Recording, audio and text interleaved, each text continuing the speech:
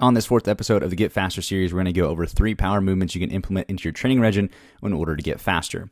As far as the 3 movements that I chose 3 movements that I think are very effective. I really enjoy them. I think they work well, but something that's a little bit different that you wouldn't typically see, maybe something you haven't seen before. The first one being explosive step-ups. Explosive step-ups, working off a bench or stool depending on your height, or just if you want to work off as far as like skill level goes. You start off with that foot up on the bench. The bottom leg, I like to use an elastic bounce. You don't have to do that. I like the elastic bounce in that back leg where you're bouncing off, keeping the heel off the ground, and really working on that ankle stability and that bounce when we start driving into the bench. As you progress your way up in this movement, you can work on keeping the foot on, exploding up, make sure you're using the arms as well, and then you can work your way so you're actually picking that foot up and driving down into the bench or stool.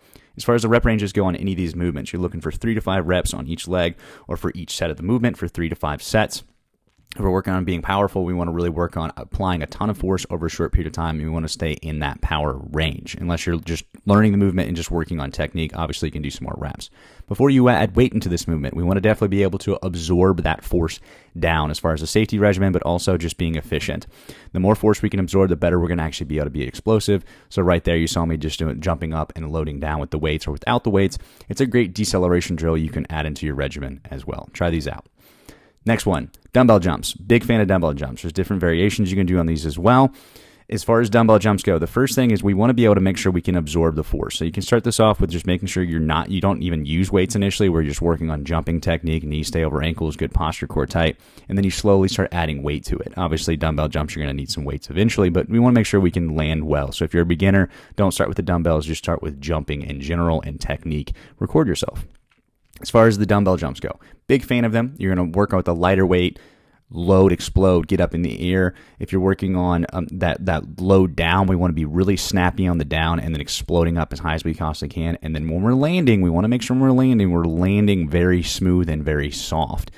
You've got singles, you could do doubles, you could do triples, you can work your way up in the progressions of these. Try these out. They're great. Start off with 10 pounds, work your way up where you're using a decent amount of weight, but staying in that power range and you're still being explosive and getting off the ground pretty high.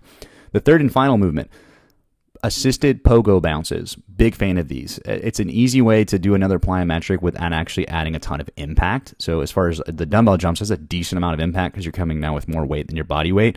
These, you can take away that absorption down, and you're just working on being stiff and bouncing.